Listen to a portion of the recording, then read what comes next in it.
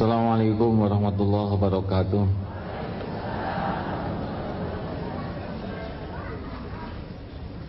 Alhamdulillahi rabbil alamin.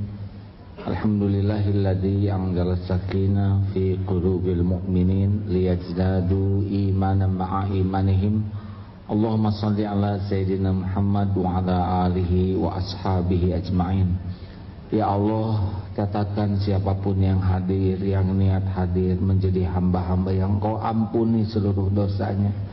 Engkau lapangkan hati yang masih sempit, Engkau cahayai hati yang gelap, Engkau sembuhkan hati yang berpenyakit, bahkan Engkau hidupkan hati-hati yang mati. Ya Allah, ya Allah, undang jamaah ini ke Baitullah-Mu ya Rabb. Allahumma ja'alna hajjan mabrura wa sa'yan mashkur wa dhanban maghfur wa tijaratan lan tabur. La haula wa la quwata illa billah. Amin ya rabbal alamin.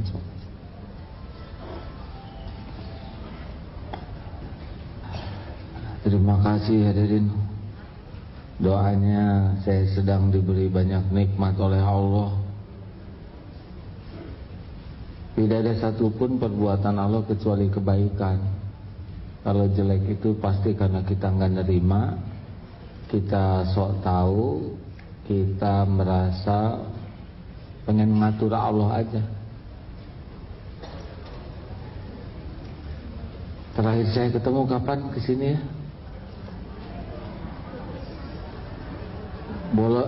Bukan bolos, absen berapa kali saya? Ini yang baru datang. Coba yang baru datang kali ini acungkan tangan. Cung, ada peserta baru?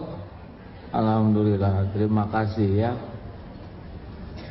Ini satu-satunya tempat selain di Darut Tauhid yang 2 minggu sekali. Berat sebetulnya 2 minggu sekali. Terima kasih, saya baru pulang dari Tanah Suci kemarin. Walaupun pulangnya jadi duluan. Boleh saya cerita sedikit? Sedang diberi banyak nikmat. Alhamdulillah, anak sulung melahirkan kembar muda, cucu, aduh cakep-cakep sekali, seperti wayang.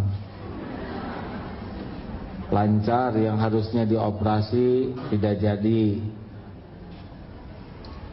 Tugas kemarin dakwah di Eropa, alhamdulillah anak yang kedua nikah di sana.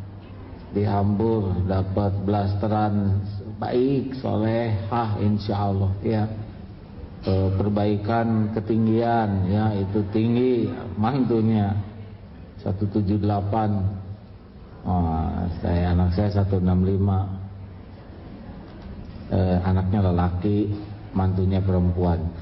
Kemarin alhamdulillah dapat informasi anak yang SMP sudah selesai 30 juz. Hafal Quran dalam 7 bulan. Alhamdulillah. Tambah aja bonus oleh Allah ini.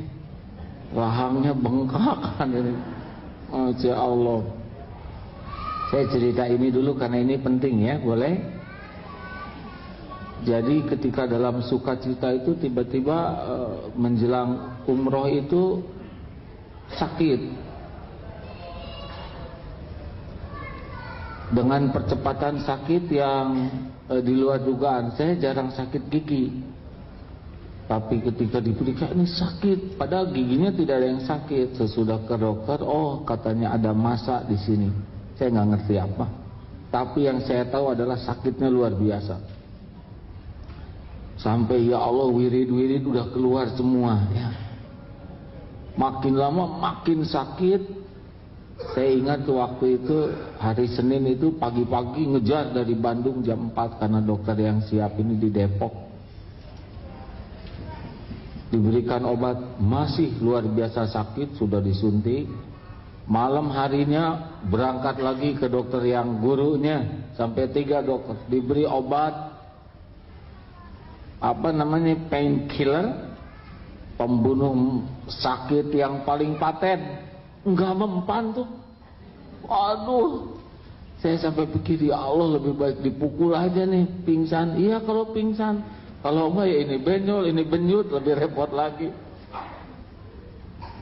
Nah, Tafakur punya tafakur, selama sakit ini ternyata lebih sibuk dengan gigi, lebih sibuk dengan dokter, lebih sibuk dengan obat, tapi kurang sibuk kepada pemilik tubuh ini. Siapa? Allah. Aduh, sambil duduk nyender ini pulang dari dokter, udah dimakan obat nggak ada obat. Barulah saya ingat ceramah-ceramah tentang ceramah sendiri ya. Dulu menulis buku tentang menikmati sakit. Ya Allah, tubuh ini milikmu. Engkau berbuat sesukamu.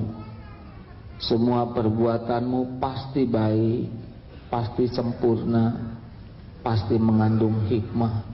Ya Allah, saya ridho, saya terima episode ini. Lebih enak tuh pahat itu. Yang kedua, surat An-Nisa 79 tadi, wa ma asobaka min sayyi'atin fa min nafsik. Sebagai penceramah ngomongnya udah luar biasa banyaknya. Berapa banyak dosa dari mulut ini? Sombongnya, riaknya, nyakitin orang, dilebih-lebihkan, ada ujubnya, ada gurauan yang memalukan, banyak dosa bertahun-tahun. Begitu banyak dosa yang tidak terkejar oleh istighfar, tidak terkejar oleh ibadah. Sekarang Allah menggunakan fasilitas kebaikannya, menggugurkan dosa lewat sakit. Kayak ingat teori anak mandi. Anak mandi tidak bersih pasti dimandiin oleh ibunya kalau sayang, ya kan? Kalau nggak sayang biarin aja kotor, gatel-gatel, buduk-buduk, eksim-eksim. Tapi kalau sayang dimandiin, walaupun nangis, walaupun ngejerit tetap dimandiin supaya bersih. Sama, semua sakit hati, semua sakit badan, capek, dihina, disakiti, PHK, difitnah, semua adalah proses kafarah karunia Allah untuk menggugurkan dosa yang enggak kekejar oleh tobat kita. Aduh, pas pindah ingat ke dosa mah jadi dua air matanya. Air mata nahan sakit, terus air mata ingat dosa. Waduh, namanya campur sari. Astagfirullah. Aduh, kebayang dosa mulut. Enggak seberapa sakit ini dibanding dengan dosa yang begitu banyak. 3. 1. Ridho, baik sangka ke Allah. 2. Ini penggugur dosa, ya.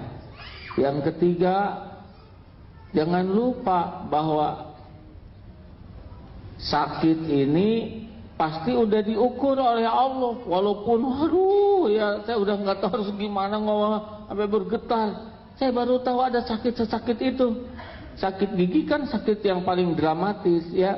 Sakitnya tuh luar biasa dan jarang ada yang nengok. Yang nengok juga nggak ngerti ya. Sakit oh. Habis gimana lagi Pak? Beda dengan luka ya. Kalau luka kan dramatis, ini mah enggak. Sendirian aja manyun. Ada ngirim buah-buahan makin nyelak ke sini ya. Karena yang makan yang nungguin. Nah, diri ini pasti udah diukur. Allah Maha Adil. Enggak mungkin Allah enggak tahu sakit yang dia timpakan kepada hambanya. Allah tahu tentang kita, lebih tahu daripada kita sendiri. Allah tahu daya tahan kita, intelektual kita, kadar keimanan, keilmuan, kondisi fisik. Karena dia yang menciptakan kita, jadi dia paling tahu. Dan Allah Maha Adil, selalu menempatkan sesuatu pada tempatnya. Aduh sakit, ini masih udah diukur. Ada lagi apa?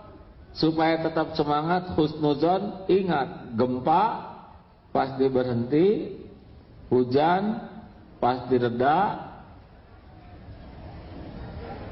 banjir pasti surut, badai, waduh favorit ya. Ini wajah-wajah kena badai lagi begini nih. Pasti ada ujungnya nih. Nggak mungkin Allah seperti ini terus-terusan. Allah tahu ini udah ngelempreh begini, berbaring tidak bisa karena sakitnya luar biasa. Ya Allah, pasti ada ujungnya, pasti ada ujungnya. Nah, yang selanjutnya adalah karena sambil sakit ini ditemani oleh surat Ar-Rahman. Coba sudah di-download belum surat Ar-Rahmannya? Masih ingat enggak surat Ar-Rahman yang disuruh hafalin? Enggak hafal-hafal. Padahal cuma 3 halaman. 3 halaman tuh kalau dihafalin cuma 3 hari. Hadirin nih, kalau sakit temani ini enak nih Ustaz Edi. Kalau lagi banyak masalah temanin ini ya. Boleh saudara nanti mendownload ini kalau minat ya.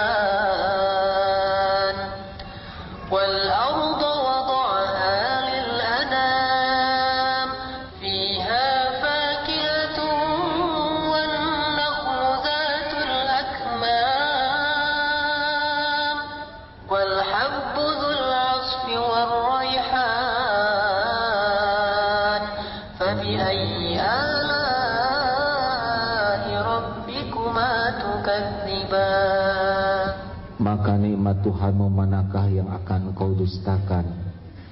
Jadi sambil sakit ingat ini, bagaimana nikmat-nikmat dari Allah yang banyak. Ketika kita diciptakan dari tanah, sedang jin dari api.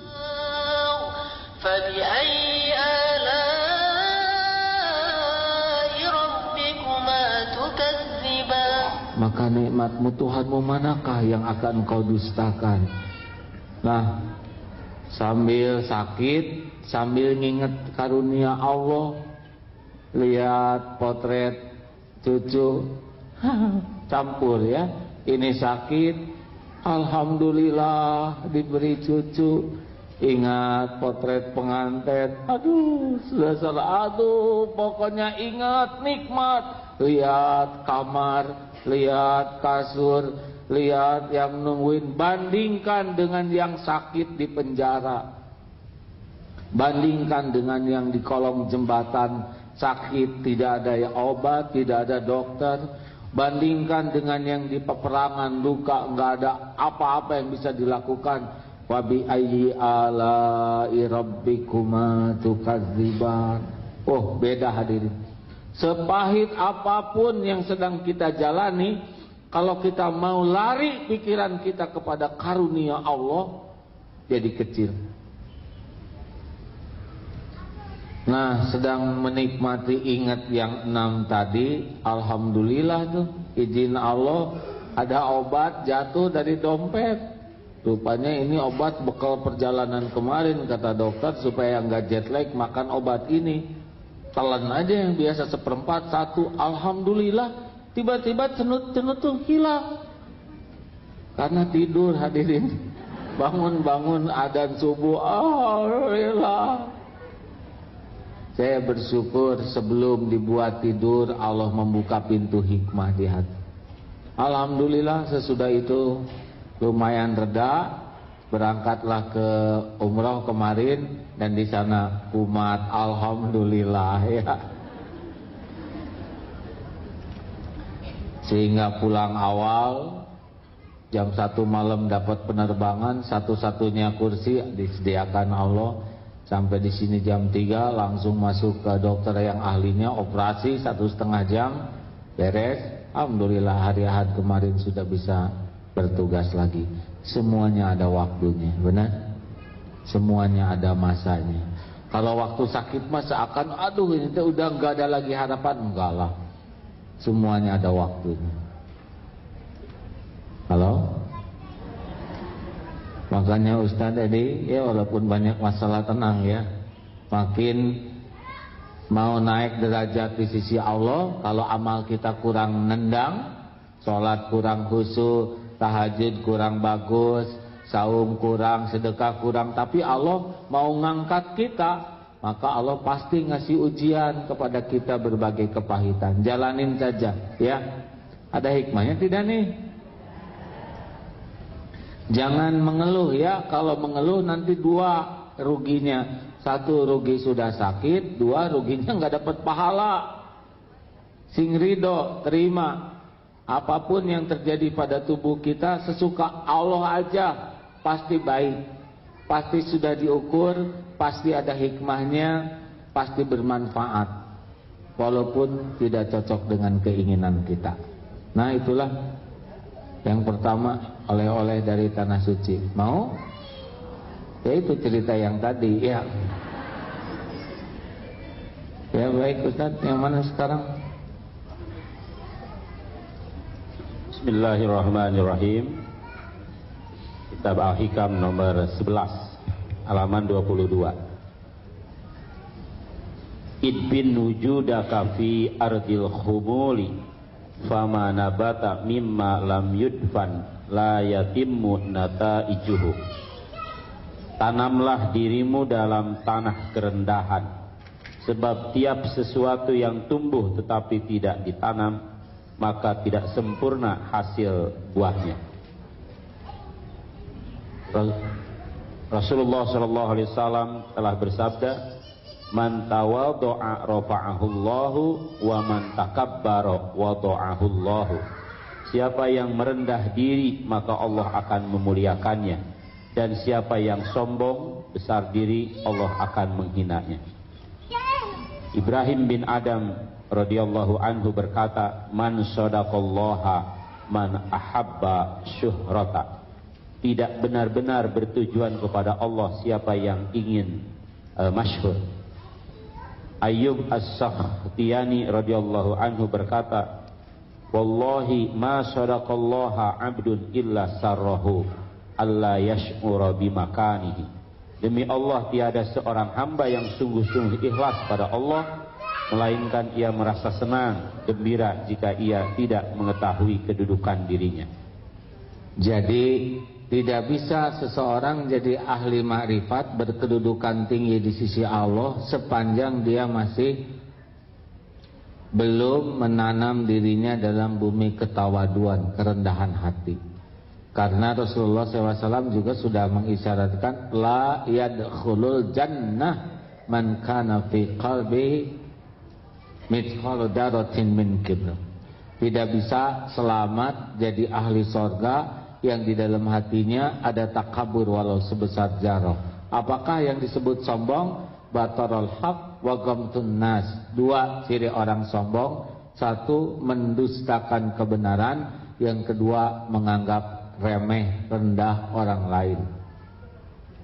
Jadi Bapak Ibu ingin dekat ke Allah, pantangannya selain syirik, munafik adalah takabur. Bagaimana kita bisa mengetahui kesombongan diri kita? Gampang. Lihat bagaimana respon kita terhadap kebenaran. Orang yang sombong itu tidak suka kepada kebenaran. Nasihat, Al-Quran, hadis, apalagi kritik, oh itu udah alergi. Mengapa? Karena dia sudah merasa paling benar. Orang yang tawadu, dia seperti ibu-ibu yang senang bercermin. Bangun tidur, sebelum melihat siapa-siapa, lihat cermin. Masih ada gitu. Ke kamar mandi, jalan cermin. Di kamar mandi lihat cermin. Keluar cermin. Di kamar tidak sah sebelum lihat cermin. Keluar dari kamar, jendela. Mau masuk mobil, jendela mobil.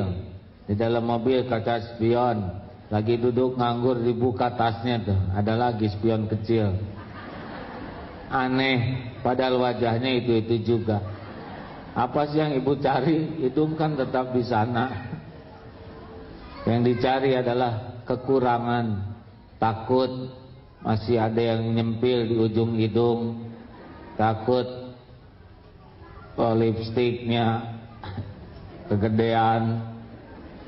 Pokoknya peka sekali dan tidak pernah rewel. Kalau menemukan kekurangan, dia langsung atasi tanpa keributan sedikit pun juga, tanpa penolakan, ya kan? Itu bagus. Sayangnya baru bercermin topeng, belum bercermin isi.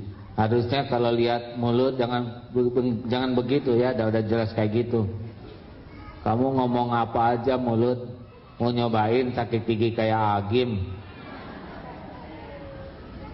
Kamu bicara apa saja. Berapa orang yang terluka dari mulut ini, Berapa banyak kebohongan yang keluar dari mulut ini. Berapa banyak gibah yang tersebar dari mulut ini. Berapa banyak fitnah yang awalnya dari mulut ini. Kalau bisa begitu, itu lebih dekat kepada kedekatan dengan Allah. Karena dia sudah berhasil berani mencari kebenaran, bukan mencari pembenaran. Jelas? Jadi kalau ada suami ibu mengatakan, Bu, kamu pengajian kayak makan obat, sehari 3 kali, tapi gak sembuh-sembuh. Pak, jelek-jelek juga ngaji, daripada bapak gak ngaji sama sekali. Nah, yang sombong si ibu ini. Kata si bapak, kata ibu, mana ada pengajian bapak-bapak, Pak, di mana-mana juga majelis tali muslimah. Dasar si bapak sama sombongnya. Bu, bapak mah nggak sombong, tiap Jumatan pengajiannya nggak disebut pengajian lelaki. Dalah, nggak penting kita itu diakui orang lain baik, pinter, soleh. Yang penting tuh kita bisa memperbaiki diri. Jadi kalau ada tetangga, Bu, maaf ya Bu ya, saya tuh entah kenapa ya kalau ketemu ibu tuh rada enak aja tiba-tiba perasaan. Mungkin ibu teh judes sih. Sembarang ngomong kamu, itu sombong tuh. Harusnya kan ini rezeki, Bu. Kayak saya lagi duduk begini, dari depan, AA ngomong aja dari tadi, itu di bawah ada ular mau gigit kaki, pakai dong matanya, jangan cuman sana sini, itu ular tuh. Mana yang kita pukul, ularnya atau yang ngasih tahu? Kebanyakan mukul yang ngasih tahu, Pak. Asli nih hadirin, orang sombong tuh kalau diberikan masukan, input, itu cenderung membentengi diri, membela diri. Kalau ada kesempatan, nembak dia, melawan. Ngomong aja kamu juga belum tentu bisa, gitu. Khas sekali orang sombong tuh kayak gitu. Siapa yang sombong? Ngaca dong. Saya emang gak pernah sombong, tahu. Ciri khas orang sombong tuh gak mau ngaku dirinya sombong. Halo. Ini saya nggak niat nyindir siapa-siapa ya. Ini siapa yang ngelaporin? Pasti pembantu saya kan. Bu, Pak, ini penyakit kita semua yang harus kita berantas. Mujahadahnya adalah satu, apa yang mau disombongin dari diri kita? Coba apa? Sebutin. Apa yang harus membuat kita sombong? Coba sebutin apa aja. Nanti kita coba cari jawabannya. Kok gak ada yang jawab? Apa sih yang bisa bikin orang sombong? Apa? Harta. Saya mau bacakan nih tulisan tentang harta. Harta ya.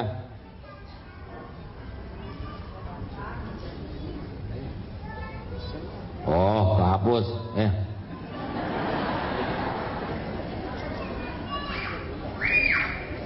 Ini tentang harta.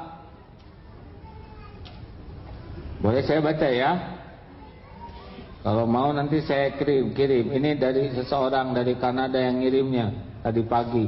Tapi nendang, kalau bagi saya nendang tentang uang yang suka disombong-sombongkan orang itu. Ini surat dari uang. Dia nulis surat pagi-pagi. Namaku uang atau duit. Wajahku biasa saja. Fisikku juga lemah, kadang kumel. Tapi jangan main-main.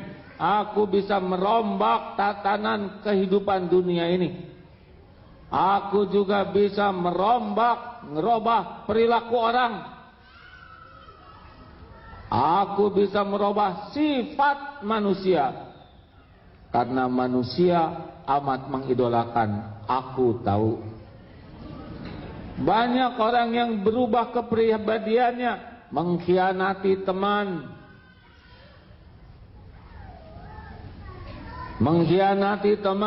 bahkan menjual tubuhnya, meninggalkan keyakinan imannya demi aku. Aku padahal tidak ngerti yang soleh yang bejat, tapi manusia malah mengukur aku jadi patokan kesuksesan. Dianggap terhormat gara-gara ada aku, atau dihina gara-gara enggak punya aku. Aku bukan iblis, tapi sering orang melakukan kekejian, kejahatan demi aku. Aku juga enggak ngerti. Aku bukan orang ketiga, tapi banyak suami istri berantem gara-gara aku, bahkan misah. Saya mah jadian lagi ya. Nggak ada di sini hadirin. Sudah. Anak-anak dan orang tua berselisih gara-gara aku. Bahkan ada yang ngarep-ngarep bapaknya meninggal gara-gara warisan dalam bentuk aku. Sudah sangat jelas aku bukan Tuhan. Tapi manusia menyembah aku seperti menyembah Tuhan. Bahkan kerap kali hamba-hamba Tuhan lebih menghormati aku daripada menghormati Tuhannya. Padahal jelas sudah dilarang menghambakan uang. Seharusnya aku uang yang melayani manusia, tapi aneh malah manusia yang menjadi budakku. Aku tidak pernah mengorbankan diriku untuk siapapun, tapi banyak orang yang rela mati demi aku. Konyol benar. Perlu aku ingatkan, aku hanya bisa jadi alat membayar resep, beli obat, tapi aku tidak mampu memperpanjang umur kalian. Kalau suatu hari engkau dipanggil Allah Tuhanmu, aku tidak bisa menemanimu, apalagi menebus dosa-dosamu. Engkau sendiri yang akan menghadap Tuhanmu, dan engkaulah yang akan menghadapi keadilannya. Saat itu pasti Tuhanmu akan bertanya dan berhitung denganmu. Apakah selama hidup engkau mencari uang dengan cara yang hak, memanfaatkannya dengan yang hak, atau sebaliknya, atau menjadikan uang sebagai Tuhanmu? Ini aku akan informasikan hal yang terakhir. Asal tahu saja, aku tidak ada di sorga loh. Jadi jangan cari aku di sana. Salam sayang dan salam mikir dan tanda uang. Hebat nih uang bisa nulis gini ya.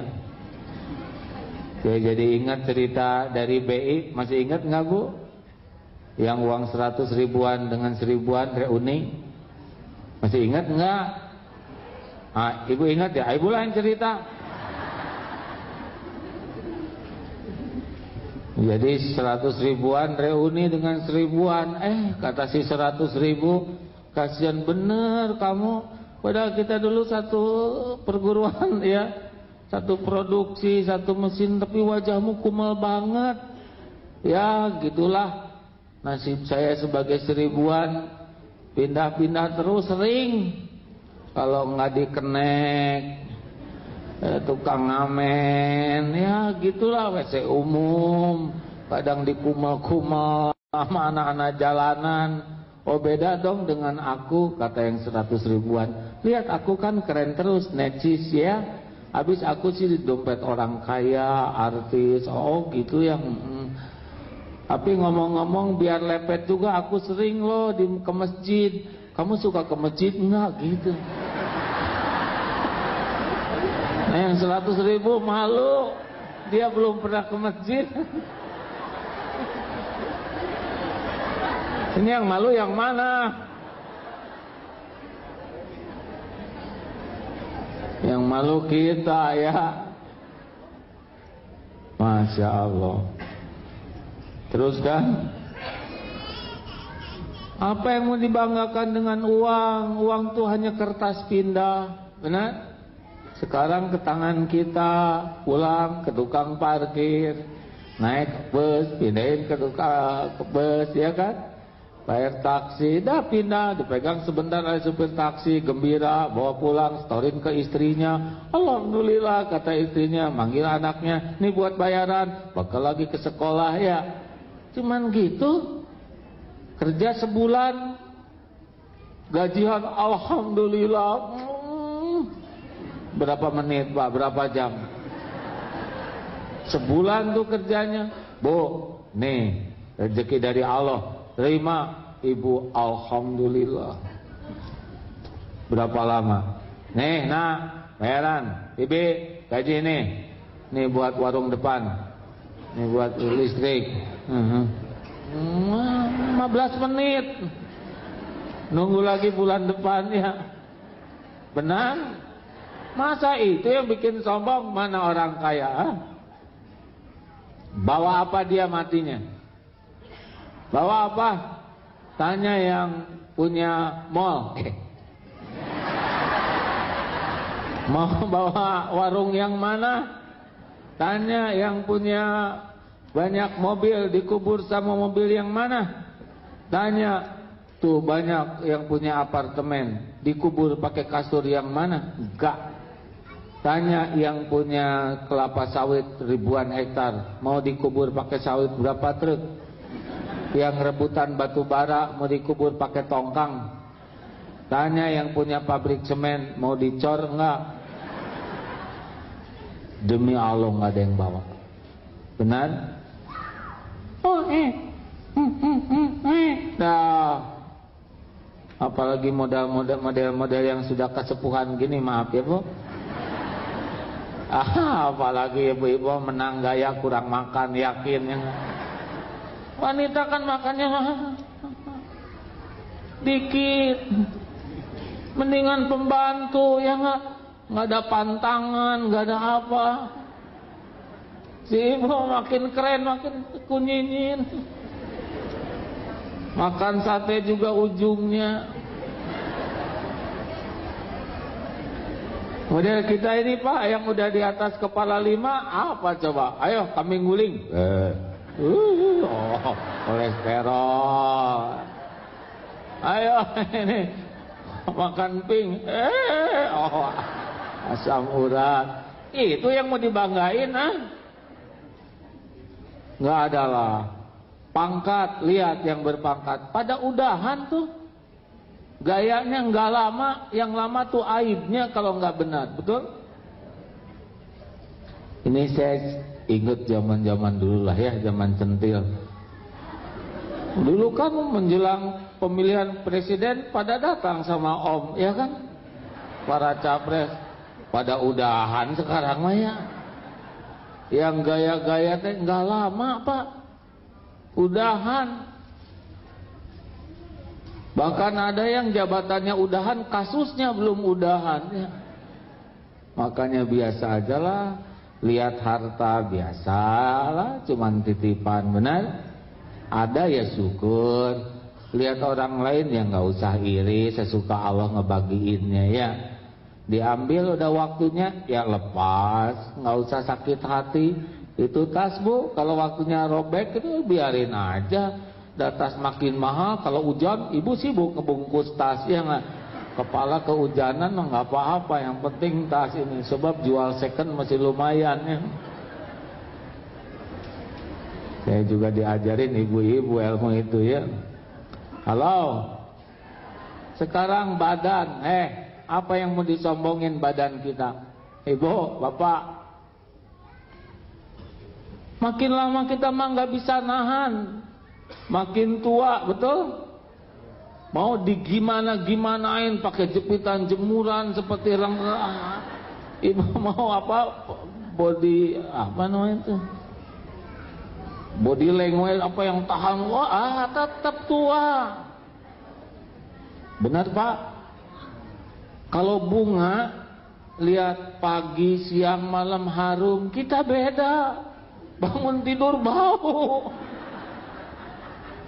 Bunga mah nggak dimandiin harum ya.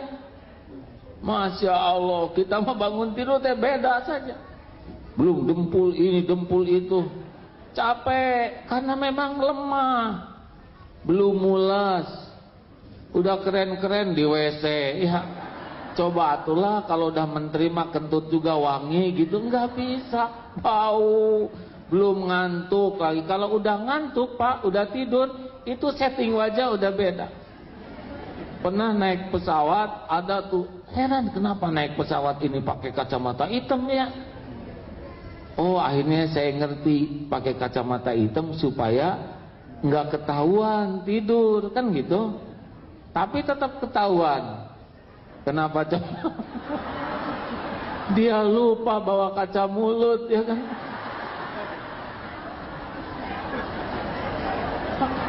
Calang, iya calang apa?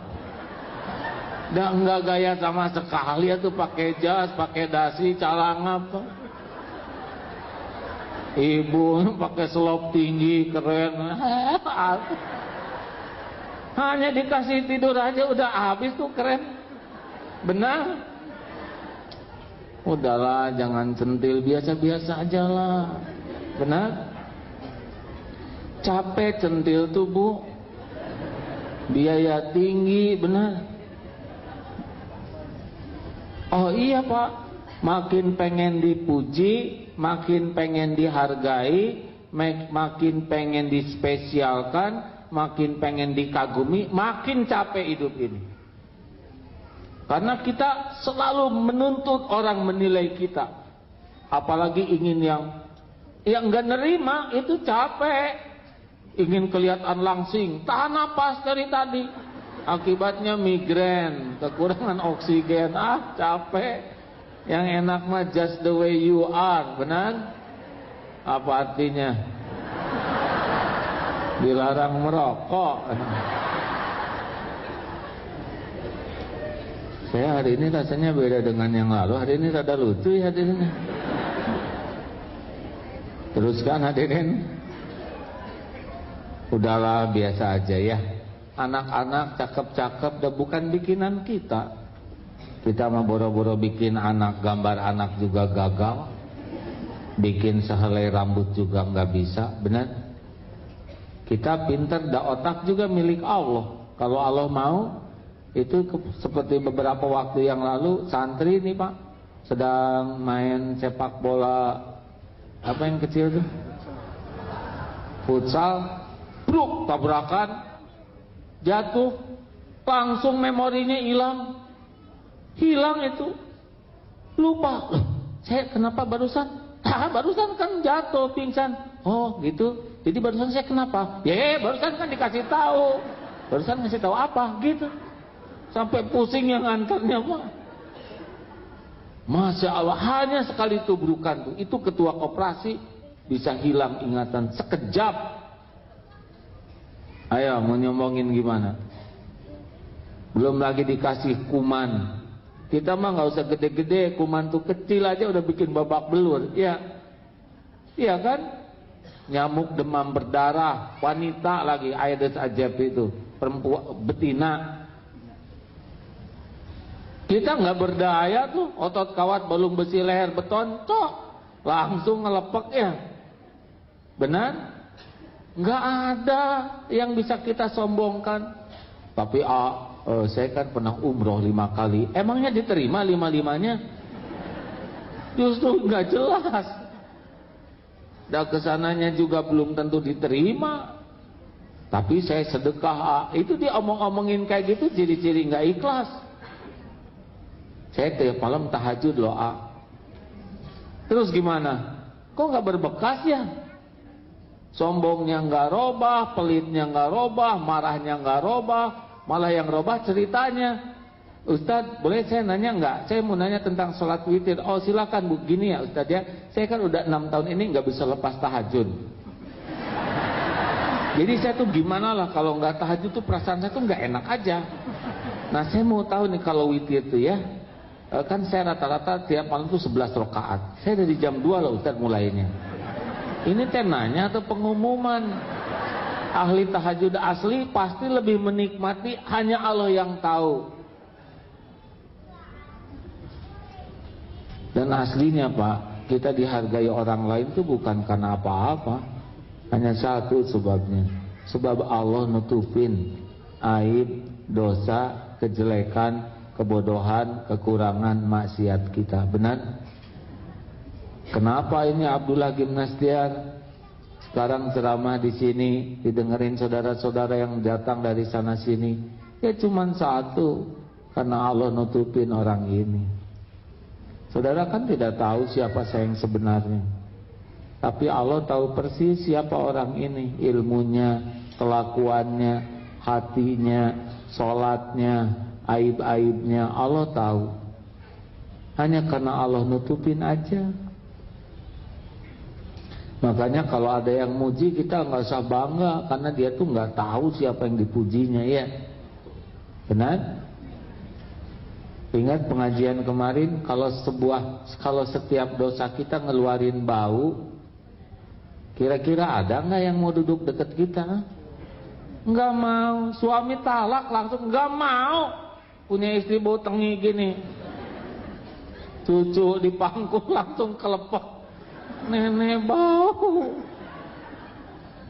Kalau setiap dosa ngeluarin benjolan satu, yakin saya nggak bisa ceramah hadirin. Udah nggak jelas bentuknya penceramah ini, ya. Benar? Udahlah, lupakanlah ingin diperlakukan spesial oleh orang. Dan kita mah hanya karena rahmat Allah aja kayak gini. Itu enggak. Kalau Allah ngebuka dikit saja aib kita, udahlah kacau. Dulu aja yang halal dibuka segitu gemparnya, ya nggak? Masya Allah, benar loh Bu. Kalau Allah mau nguji. Makanya ibu bapak yang baik, marilah kita latih diri kita untuk tidak merasa lebih dari orang lain. Lihat yang lebih muda. Ustadz Edi usia berapa sekarang Ustadz? 39. Oh alhamdulillah, lebih muda dari saya ya. Dosanya lebih sedikit tuh. Tapi zaman sekarang muda-muda juga paten-paten dosanya. Bukan urusan kita. Lihat yang lebih muda, untung dosanya lebih sedikit. Lihat yang lebih tua, nah ini nih, apa udah tua, berarti pahalanya lebih banyak, gitu. Jadi lihat apapun, lihat peluang kedudukan orang tersebut di sisi Allah. Lah itu tuh, orang itu bikin dosa, dia ditangkap di penjara. Siapa tahu di penjara membuat dia tobat. Ada dosa yang membuat dia tobat nasuha dan habis dosanya. Akan orang lain, karena kita nggak pernah tahu kedudukan tiap orang di sisi Allah. Benar? Ulama tuh ada 4 jenis loh Bu. Saya dengar dari Ustadz Arifin Ilham kemarin ngobrol cerita ini. 1, ulama jenis hujan. Beliau mah kemana-mana tuh, mau yang perlu, yang tidak perlu, selalu mencurahkan air. Di gersang, di tembah, di danau, di gunung, di bawah. Nggak diundang, tetap aja ngasih hujan. Karena suka sekali menyegarkan yang layu, menumbuhkan benih-benih. Itu ada ulama yang kemana dia pergi selalu menyebar. Tapi ada juga ulama jenis sumur. Itu mah orang yang berdatangan, nimba ilmu, mereguk air segar. Pada berdatangan. Ada seperti sumber mata air. Ada juga mubalik jet pump namanya ya. Itu mah kalau dicolokin listrik baru keluar air. Kalau diundang keluar ilmunya. Kalau listriknya kuat keluar banyak. Kalau amplopnya tebal teriak dia. Kalau amplopnya tipis sebentar ceramahnya terus pulang. Kalau diundang oleh musola, pembangunan musola Al-Ikhlas berat ya enggak? Pertama pembangunan, yang kedua musola, yang ketiga Al-Ikhlas, hadirin. Cenderung berat. Katanya ini mau balik jet pump yang hanya mau ngeluarin ilmu kalau disetrum. Yang keempat comberan. Ini mau balik comberan ini apa? Dia berusaha nyebarin air padahal dia kotor. Maksiat jalan, mesum jalan, makan uang gak halal, malah mendekati zina, kelakuannya kotor, pikiran kotor. Tapi dia berusaha tampil nyebarin agama seakan-akan padahal dia lagi nyebarkan kekotoran. Kita mah berharap mudah-mudahan para ulama dua yang awal tadi ya. Jangan melihat orang lain lebih rendah dari kita. Ibu-ibu, Bu, ada yang punya pembantu di rumah? Kira-kira di sisi Allah muliaan mana, ibu atau pembantu? Nggak tahu Jangan yang susah-susah nanyanya Pembantu mah jarang marah ke ibu ya.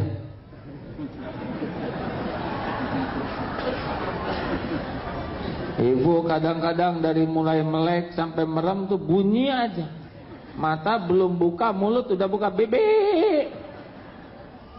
Kadang-kadang kalau udah malam marah udah nutup, mulut masih buka. Gerbang udah dikunci belum? Dirantai, hati-hati.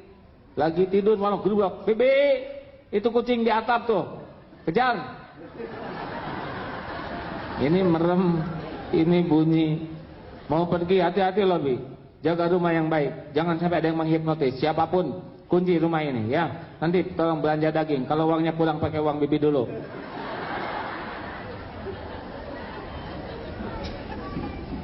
Oh, di dunia ada hitungannya, di akhirat nanti itu dengan pembantu Bu. Pasti. Kayaknya pembantu yang paling sukses di akhirat itu yang majikannya paling galak Pak. Panen tiap hari tuh, pahala, pulang umroh. Bibi kamu tuh yang benar jaga rumah tuh. Ibu tuh pulang umroh tahu, bro, pahala tawaf. Wah kalau gitu saya nggak akan jadi pembantu. Salah, ibu yang jadi pembantu ya. Khidmat baik. Kalaupun ada pembantu, ingat ini adalah hamba Allah yang dititipkan oleh Allah di rumah kita. Bukan untuk diperdaya, tapi ini jalan pertolongan Allah. Kalau Allah mau mah takdir dirubah dulu, beda settingan. Ibu lahir dari orang tua pembantu, pembantu lahir dari orang tua kita. Kita yang lagi ngepelnya sekarang. Iya, itu kan masalah takdir aja Bu. Dan gak milih takdir lahir dari siapa, benar? Halo? Jadi pada tegang begini, tenang Bu. Kalau nyuruh nanti baik-baik ya. Bi, pakai 3 patah kata minimal. Maaf, tolong ambilkan slop ibu ya. Maaf ya. Aduh, enak walaupun yang diambil selosin. Senang. Maaf, bukan yang ini Bi. Gak apa-apa Bu. Jarang-jarang ibu nyuruh gini, pasti habis pengajian ya.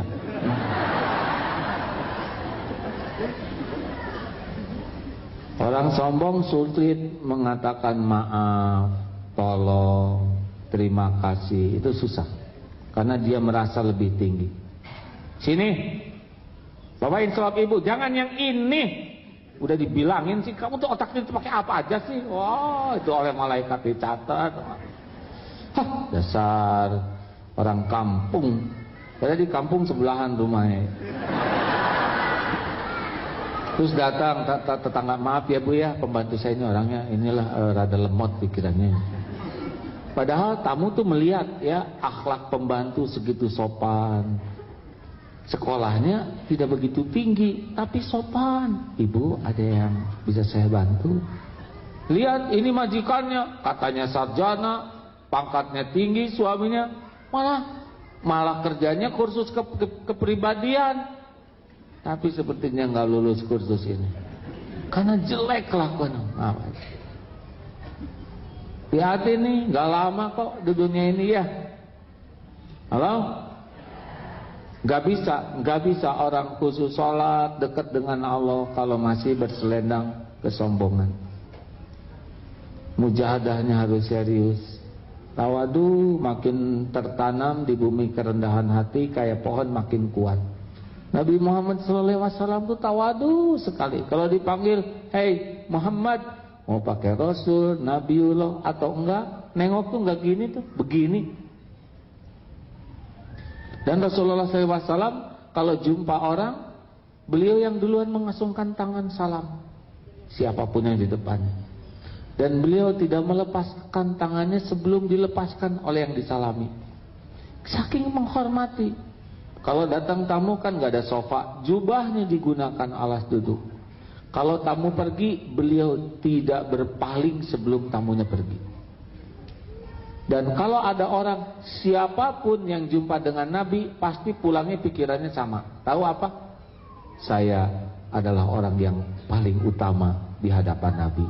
Kenapa? Karena Nabi itu ketemu orang tuh, atensinya tuh full dan sama. Ini sama. Penghormatannya tuh bukan acting. Kan ada yang acting.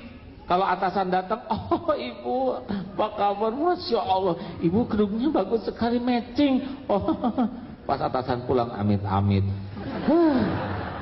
Munafik kayak gitu tuh, menjilat.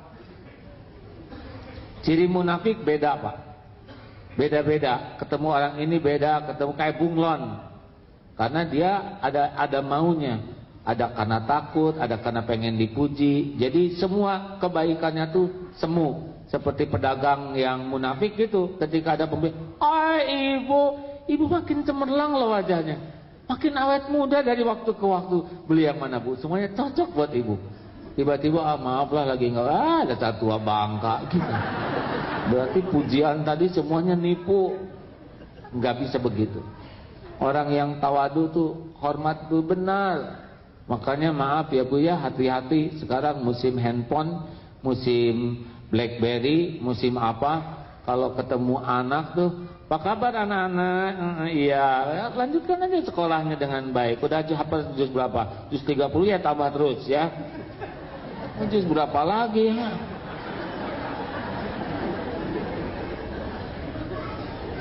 Kadang kita sambil menyusui bayi gitu ya, Nina, Bobo. Jelas bayi nggak tidur. Kenapa kamu nggak tidur? Bu, saya bukan Nina, Asep yang tuh kan jadi nggak konsen. Hari ini adalah pengajian terlucu rasanya hadirin.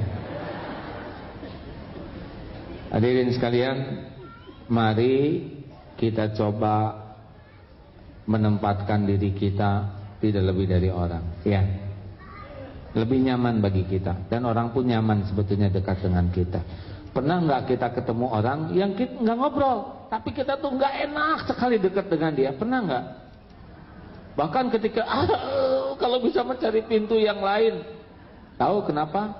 Karena dalam diamnya orang itu udah menilai dirinya lebih. Saya ini lebih senior, saya tuh mantan atasannya. Dulu dia di kantor saya tuh saya yang memasukkan. Saya tuh lebih pintar. Saya tuh sudah hajah tahu. Dalam diamnya hatinya tuh main. Main itu menilai dirinya lebih pintar, lebih soleh, lebih senior, lebih tahu, lebih kaya, lebih berpengaruh, lebih berjasa. Jadi diamnya orang yang hatinya bekerja jelek, itu auranya negatif, itu enggak nyaman kita dekat dengan dia. Karena dia tuh diam juga menuntut pengakuan orang tentang kelebihan dirinya. Enggak enak sekali. Enggak enak. Dia enggak enak, orang enggak enak. Sama orang tua ke anak juga. Ini ibu nak, ini ibumu tahu, ibu yang hamil. Hah? Ibu yang melahirkan sampai dijahit, ibu yang menyusui. Kira-kira anak simpati nggak dengan ibu yang begitu? Jawab, enggak. Anak jelas sekali kata anak itu, siapa suruh si ibu ya? Tahu ibu bekerewel begini nggak mau keluar dari ibu yang ini. Coba ibu bekal simpati nggak ke suami yang gini? Yang benar bu, pakai uang tuh. Bapak tuh capek tahu. Nyari uang tuh nggak gampang. Siang malam bapak bersimbah keringat cari duit buat kalian. Simpati nggak? Enggak ada, itu udah kewajiban. Ya. Saya tuh pemimpin kalian. Saya tuh capek tahu jadi pemimpinnya. Turun pak. Nggak usah diomongin. Rasulullah mah dar aja berbuat ya. Halo? Setiap orang punya kapling masing-masing. Lakukan aja yang terbaik. Nggak usah ngarap-ngarap dipuji, dihargai, diterima kasih. Nggak usah. Lakukan aja yang terbaik. Rezeki kita bukan imbalan dari orang. Rezeki kita adalah apa yang bisa kita lakukan dengan ikhlas. Cukup. Orang mau menghargai, mau enggak, kecil, nggak ada apa-apanya. Yang penting Allah nerima. Alhamdulillah hadirin. Cukup sekian aja.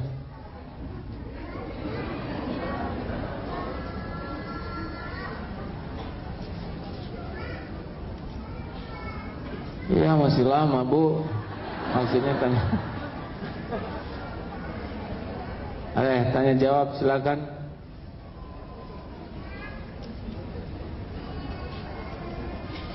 Ada yang datang baca dari Twitter, Cung. Twitter.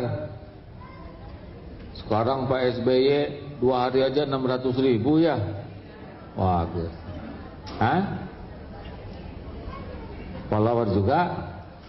Saya @aagim ya. Akeong Alfa AAGAM. Kalau di Twitter saya nulis bisa 10 kali sehari. Ringkas.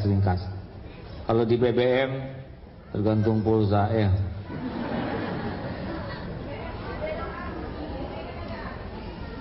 Saya udah dikasih pin saya belum? Ya cuman ganti-ganti handphonenya bu, hang terus bu. Nanti saya kasih tahu nomor pinnya ya. Baik, pertanyaan silakan. Tidak ada? Pak, silakan. Tolong ya.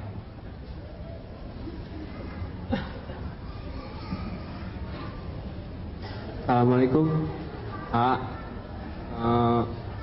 Saya mau tanya tentang bagaimana menyikapi orang yang suka marah-marah. Kayak tadi kan yang bahas kan tentang bagaimana menyikapi pembantu gitu kan, kalau kita jadi bosnya. Nah sekarang yang saya tanya, bagaimana kalau kita jadi pembantunya ataupun pekerjanya, bila mana bosnya tuh marah-marah sama kita. Gimana kalau orang marah sama kita gitu? Iya. Nah kalau kita jadi pekerjanya, sedangkan kita kan ya mau nggak mau setiap hari ketemu sama dia gitu. Apa kita harus keluar aja cari kerjaan lain atau kita tetap bertahan? Makasih ya. Bapak ukur aja nih, ngantor ini nambah iman stagnan atau ngurangin. Kalau tiap kesana hati jadi busuk, kita nggak bisa ngatasi kemarahan kejengkelan kita, ibadah berantakan, keluar pak. Keluar. Nanti gimana? Ya dikeluarin pasti ya. Nanti gimana dong? Saya nggak ada rezekinya. Ada, udah pasti ada. Nggak mungkin nggak ada. Ya. Iya, saya sempat mikir mau keluar gitu kan, mau keluar, cuman saya nanya sama orang tua, gimana gitu ya, gini. Tapi kata orang tua saya, ya kamu tahan aja dulu di situ sampai nemu kerjaan. Kalau mau tahan sana, ya, jangan dimasukin hati. Biarin aja. Kan ada yang nanya, sakit hati enggak kalau dihina orang? Kalau dulu sakit hati, sekarang udah enggak tuh. Saya pikir buat apa saya ngerugikan hidup saya ngedengerin omongan orang. Orang yang menghina tuh orang yang lagi pamer kehinaan dirinya. Kenapa jadi saya yang sedih ya enggak? Kayak teko ngeluarin isi teko, di dalam kopi keluar kopi, di dalam comberan keluar comberan. Nah orang tuh lagi ngeluarin, orang menghina tuh lagi memamerkan kehinaan yang ada. Lalu kenapa kita yang jadi sakit hati? Biarin aja. Dia lagi pamer kejelekannya. Masa kita ikut pamer juga? Perlu nggak kita balas? Ngapain ngebalas? Nggak ada kerjaan. Mau ngapain sekolah tinggi-tinggi kalau bisanya cuma niru kejelekan orang? Benar? Dia ngomong jelek, kita ngomong bagus. Tapi dia pelit, gak apa-apa.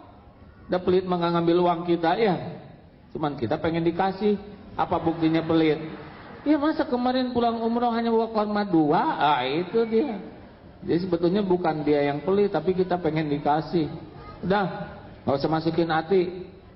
Pahala sabarnya dapat. Ya. Ingat Abu Bakar dan Rasulullah sedang duduk. Abu Bakar dimarahin orang, dihina. Rasul duduk aja di samping, tenang aja, lihat, senyum. Abu Bakar asalnya sabar, lama-lama jengkel juga. Apa kamu? Wah, ketika Abu Bakar marah, Rasul pergi. Ya Rasul, kenapa waktu saya dihina orang engkau sabar, tenang di sampingku, tapi ketika saya balas marah engkau pergi? Abu Bakar, ketika engkau sabar, aku melihat malaikat di sekelilingmu mendoakanmu. Tapi ketika engkau marah, kulihat malaikat pergi, setan yang ngumpul.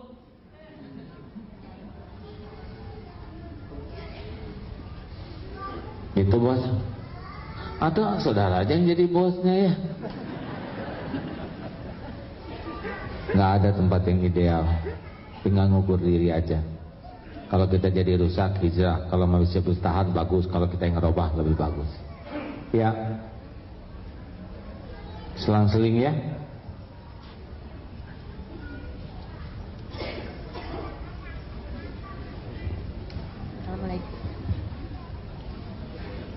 Assalamualaikum warahmatullahi wabarakatuh. Ustaz, saya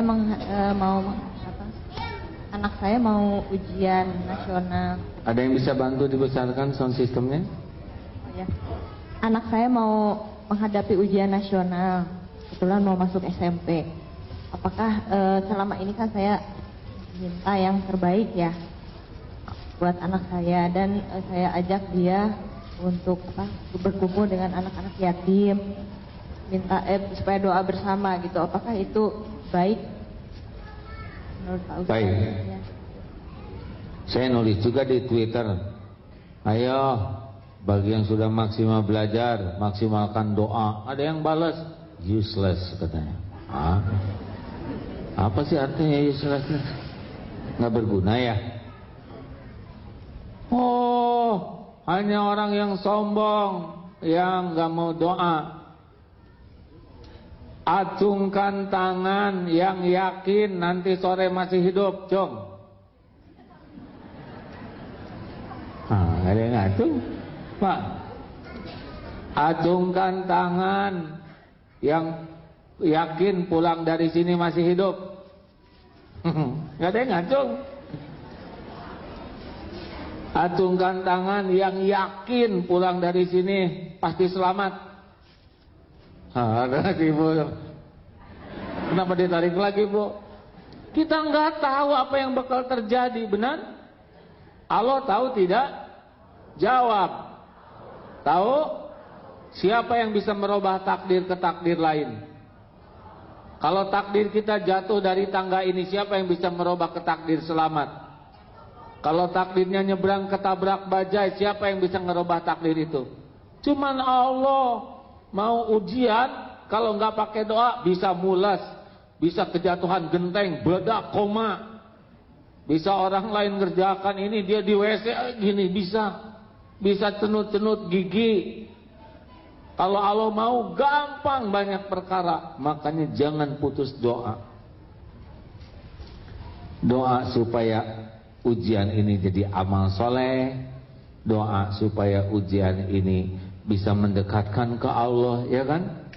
Doa supaya ujian ini membuat anak betul-betul jadi menyadari apa yang harus dia perbaiki. Ujian itu hanya episode, tapi yang paling penting bagaimana ujian merubah menjadi lebih baik, bukan perkara nilai, ya. Makanya ibu jangan suka ngotot, bapak tua anak harus jadi, jangan. Anak bukan bikinan kita. Kita nggak tahu rencana Allah buat anak kita, benar? Bapak, ibu dokter, anak belum tentu didesain oleh Allah jadi dokter. Iya, jangan ngatur. Ingin boleh, ikhtiar harus, tapi ngatur Allah jangan. Halo? Apakah anak harus jadi bintang kelas? Enggak harus. Yang penting mah soleh. Dan nggak mungkin sekelas bintang kelas semua, ya. Kayak tentara Jenderal Bungkul, repot perangnya. Serbu, nggak mungkin dong. Kita sama-sama panglima, kan jadi aman dunia. Dah, alhamdulillah ya, saya dititipin 11 anak, nggak ada yang dipaksa satupun jadi apa.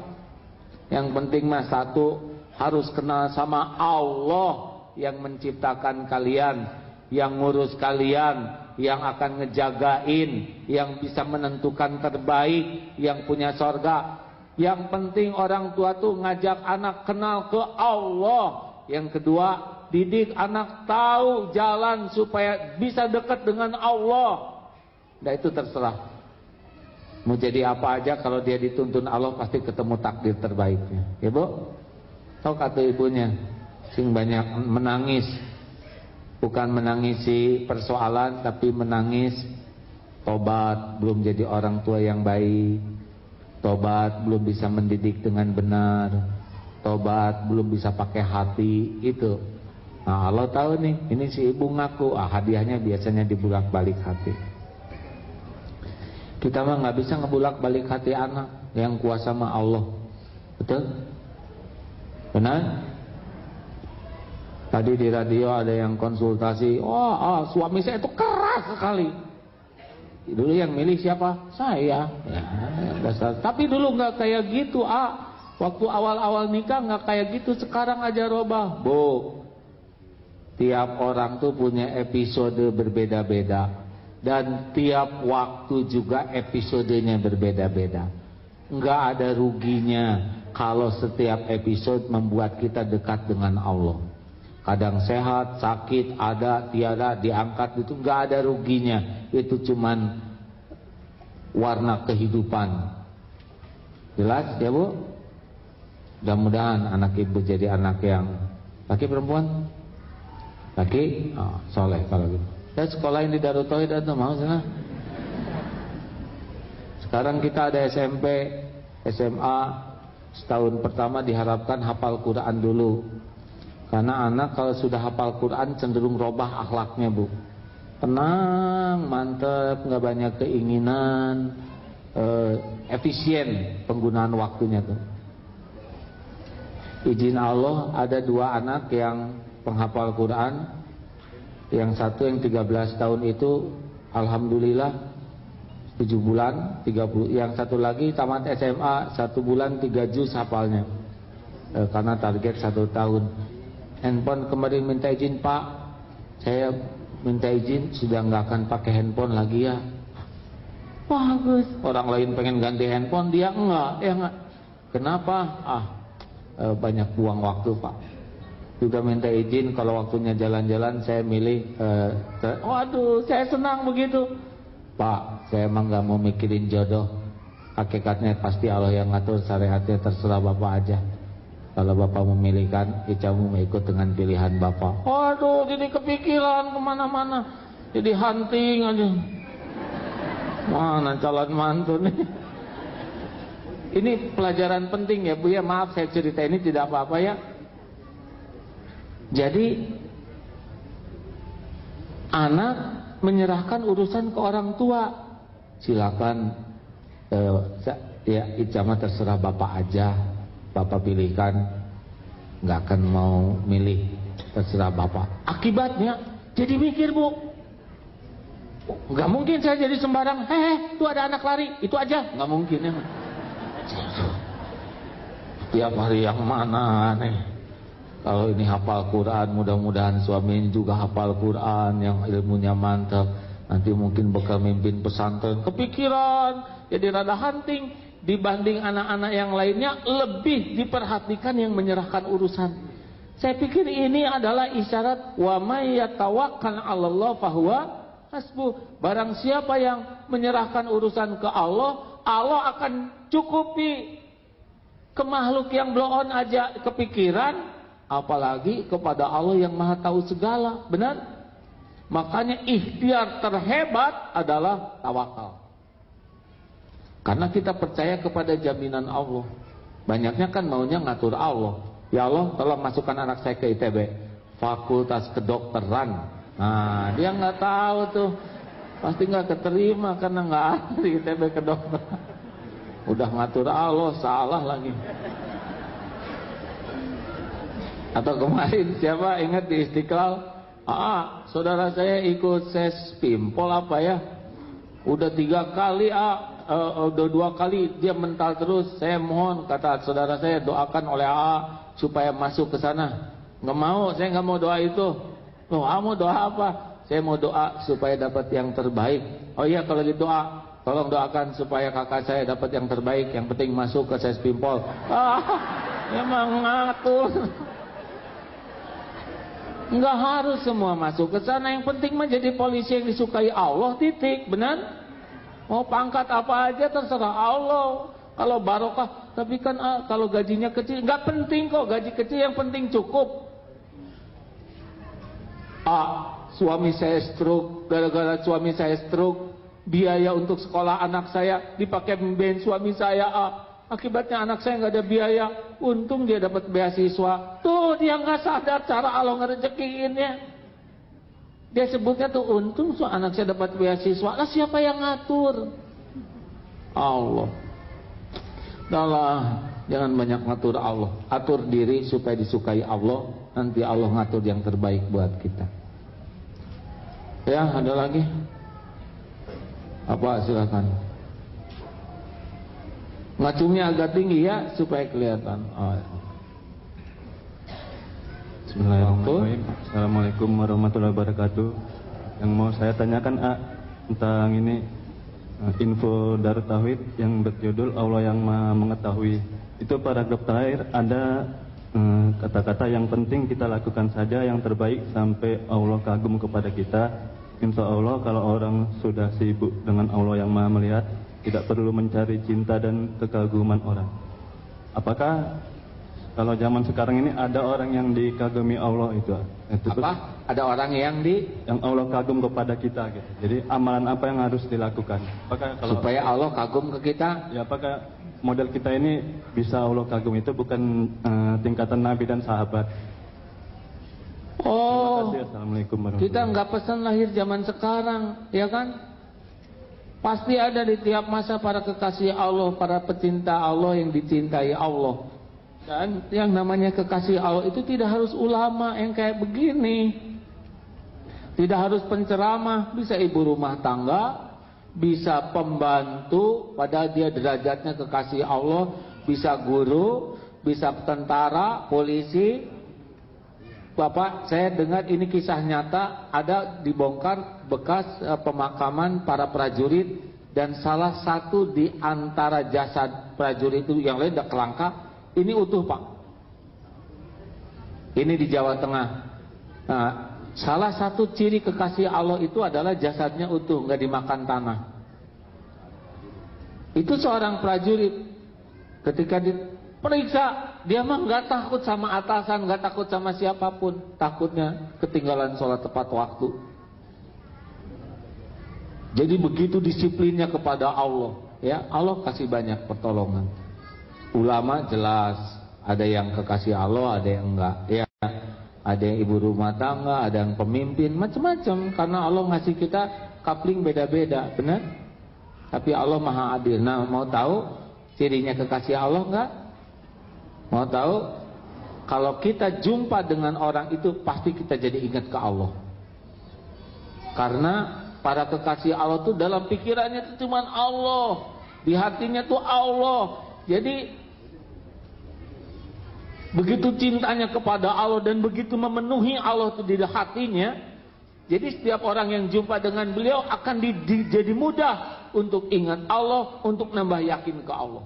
Makin tinggi derajat kedudukannya di sisi Allah, berarti makin rapat itu dia ingat ke Allahnya. Kalau on off itu ya, kalau ingat Allah on, kalau lupa ke Allah off.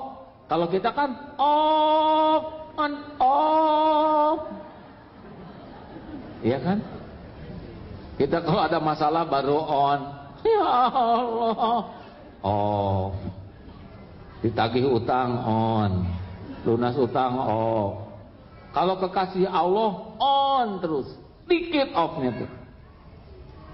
Fadkuruni adkurkum. Jadi kalau misalkan ibu punya pembantu di rumah ya, pembantu telah khaufun alaihim walahum yahzanun. Cirinya itu, dia tidak takut, tidak sedih terhadap dunia ini. Katanya suaminya meninggal. Iya bu, memang sudah waktu. Gimana dong tentang rezekinya? Oh, kalau rezeki saya bukan dari suami bu, dari Allah. Rezeki saya bukan pemberi rezeki, suami saya bukan pemberi rezeki, suami saya pemakan rezeki bu. Tapi kamu gimana sekarang kerja di rumah ibu? Ya memang ini episodenya, mudah-mudahan jadi amal. Kalau ibu keluarkan dari sini gimana? Ada Allah yang ngatur bu. Tenang aja. Udah enggak ada gentarnya terhadap dunia, itu udah ciri-ciri tuh.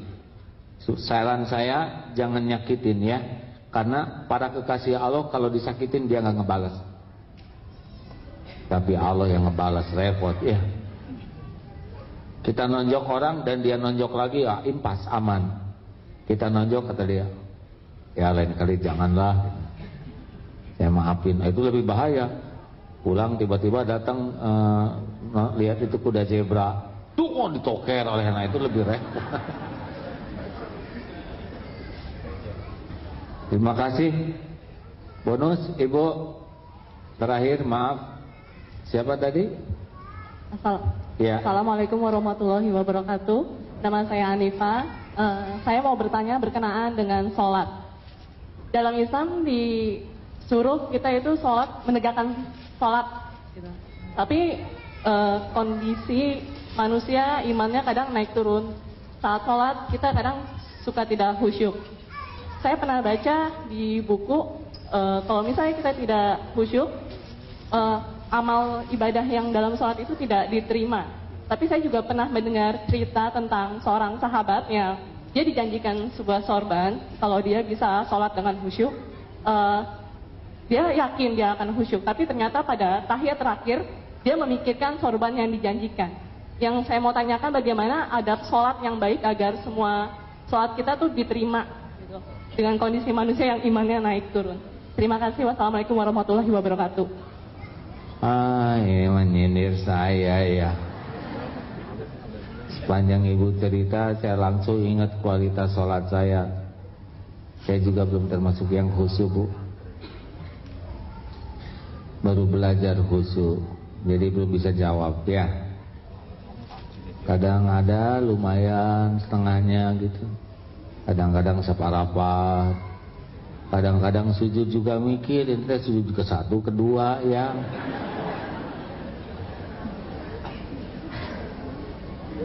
Kalau udah rada jelek kayak gitu diusahakan ditambal oleh sholat sunnah, diperbaiki ya. Yang agak menolong itu adalah satu, kita paham bacaan sholatnya.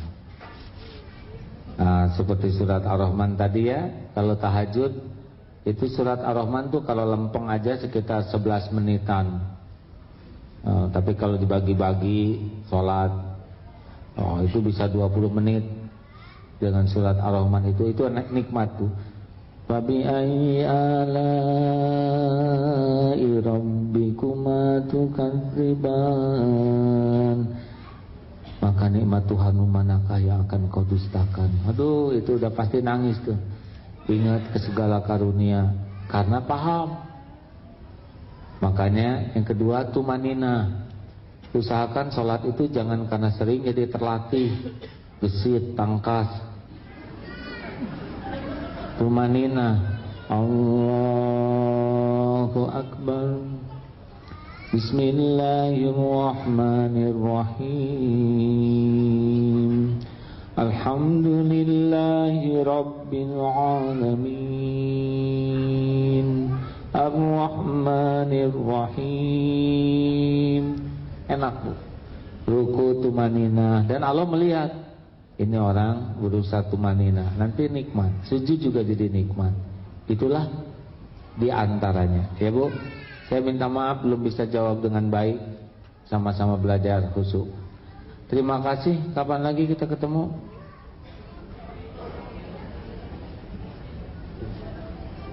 Jumei. Saya lagi banyak tugas dakwah keluar. Tolong doakan ya. Akhir bulan ini di Australia, awal Mei di Jepang. Tenang we. Keliling ya, gratis. Ikut, mau ikut bu? Ayo ketemuan di airport sana lah ya. Saya senang ke luar negeri karena saya tahu luar negeri, dalam negeri semuanya milik Allah ya. Semuanya ciptaan Allah. Kemarin lebaran di Kanada, aduh saya menikmati alam Kanada ya, alam yang sangat indah tuh. Kalau saya lihat tuh diantaranya di Kanada, Selandia Baru, bersih. Di sana lebih banyak beri-beri. Masya Allah, Allah ciptakan begitu indahnya. Lalu suhu minus ya, bisa masuk ke dalam kulkas, mau wudhu doang. Jadi ke Indonesia tuh main air gitu. Alhamdulillah. Pernah ke padang pasir panas sampai 56 derajat ya, gosong.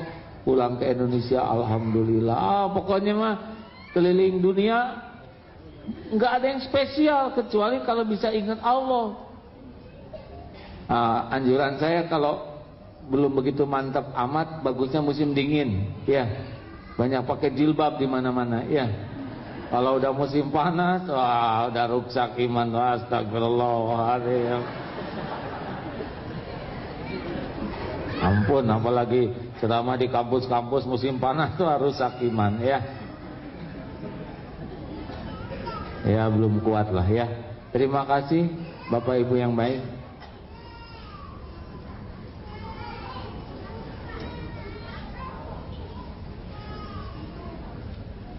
Pada zuhur sesudah sholat kita muhasabah dan doa ya. Mudah-mudahan oleh-oleh dari tanah suci nanti doanya dijabah. Kita syukuri kalau ada manfaat dengan kita dengar syahadat dulu lalu bersedekah ya. Ada yang akan syahadat?